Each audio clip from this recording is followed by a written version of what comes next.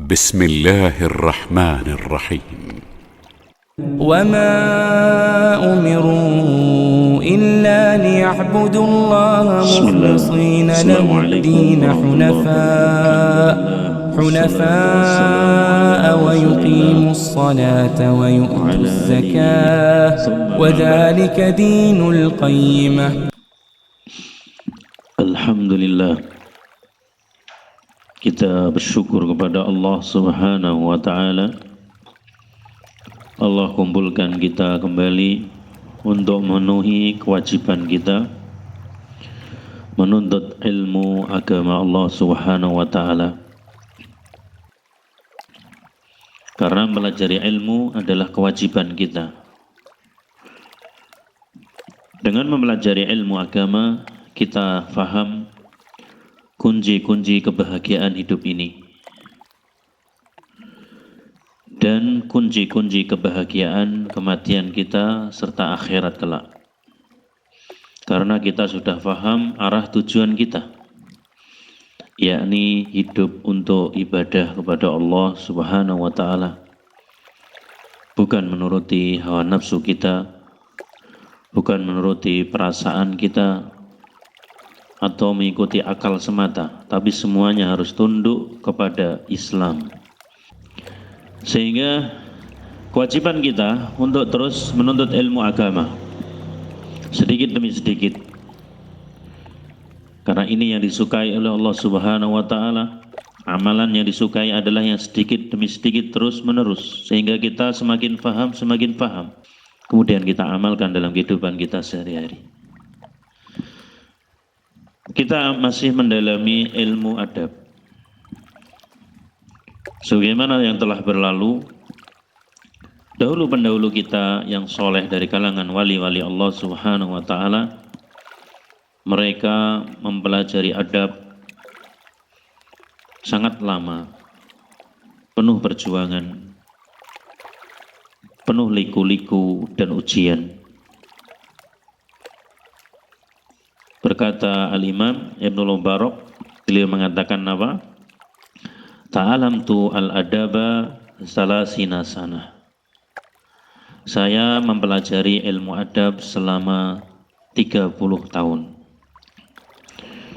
Wa ta'alamtu al-ilma ishrina sanah. Dan saya mempelajari ilmu agama selama 20 tahun. Wa kanu yata'allamun al-adab thumma al-ilma. Kemudian mereka mempelajari adab, baru kemudian mempelajari ilmu agama. Nah, ini afidina azakullah. Di malam ini kita akan memulai lagi, yakni adabul ukhuwah fillah wa huququha. Adab persaudaraan karena Allah dan hak-haknya. Adab yang pertama, an-niyatu as-salihatu. Di dalam menjalin persaudaraan di antara kaum muslimin, yang pertama yaitu niat yang soleh. Orang disebut berniat itu maksudnya adalah menginginkan dengan apa yang dia kerjakan, itu namanya niat. An yuroda bil amali lillahi ta'ala. Dengan amalnya mengharapkan pahala Allah Subhanahu wa Ta'ala. Seperti ketika kita berpikir, merenung, duduk, berucap, berjalan, beramal, ya semuanya perlu niat. Maka amalan-amalan yang langsung kepada Allah, mungkin kayak sholat, puasa, haji, tanpa niat nggak sah. Tapi amalan-amalan yang sifatnya muamalah dengan niat akan menjadi pahala. Orang makan kalau dia niatnya adalah untuk menguatkan badan, bisa ibadah, jadi pahala. Orang nikah niatnya adalah untuk menundukkan pandangan, untuk menjaga syahwatnya, kemaluannya, maka apa? Dia mendapatkan pahala. Kita ngaji niat dapat pahala, mendengarkan taklim dapat pahala, ya. Baca Al-Quran niat, dapat pahala. Nah, bekerja, niat, menghidupi keluarga, dapat pahala.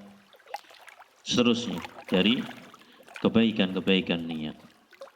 Maka disebutkan an-niyat syartun lisairil amal bihasolahu wal fasadu lil amal. Niat itu syarat sahnya amal, dengan niat bisa rusak atau baik amal seseorang. Nah, disebutkan dalam hadis innamal a'malu binniyat wa innama likulli imri'in ma nawa. Bahwasanya amal itu semuanya tergantung niatnya. Kamu ukhuwah niatnya apa? Kamu itulah menjalin persaudaraan dengan kaum muslimin yang di sekitarmu, niatnya apa? Itu nanti akan dipahalai seperti niatmu. Wa innama likulli imri'in ma nawa. Sungguhnya setiap sesuatu itu tergantung niatnya. Iya, ini niat. Sehingga keikhlasan itu mutlak. Ya, orang hidup itu kalau sudah bisa ikhlas niatnya, soleh niatnya, akan ringan hidupnya. Walaupun dia sakit, walaupun dia dalam keadaan papa, melarat, nggak punya uang dan seterusnya, nggak punya kerjaan, terjepit. Kalau dia ikhlas karena Allah, Allah akan mudahkan di dalam menghadapi kehidupan ini. Sampai setan aja takut sama orang yang ikhlas seperti ini. Orang yang punya niat ikhlas betul. Ya, tak kasih tahu di antara ciri ataupun kebaikan seseorang ketika meruqyah dan keberhasilannya itu dengan niatnya. Misalnya ada orang kesurupan, kemudian kalau dia niatnya tulus, mengikhlaskan untuk Allah, membaca ayat-ayat yang diajarkan oleh Rasulullah SAW, dia akan sembuh. Tergantung apa? Niatnya. Maka ikhlaskan hidup ini untuk Allah Subhanahu wa Ta'ala. Ketika seseorang menjalin persaudaraan dengan kaum muslimin, juga dengan aturan-aturan yang dicontohkan Rasulullah SAW, hendaklah selalu diikhlaskan untuk Allah Subhanahu wa Ta'ala, sehingga ringan. Kamu dicela, kamu dipuji, akan tetap dalam keadaan baik. Artinya kamu semangat karena Allah Subhanahu wa Ta'ala. Ya, kalau niatnya tidak ikhlas, maka apa? Ketika dicela, maka dia akan lari. Ketika dipuji, dia akan semangat. Ini cara mengetes ikhlas apa tidaknya niat. Contoh, kamu ngaji. Ya, ngaji, kemudian dipuji oleh istrimu. Wah, Masya Allah kamu ngaji, besok semangat banget ya. Nah, suatu saat mungkin istrimu bilang, kamu ngaji buat apa sih? Nggak nambah juga baik kelakuanmu di depanku. Ya, nggak menambah kebaikan bagi anak-anak juga kelihatannya. Akhirnya nggak semangat. Ya, karena apa itu?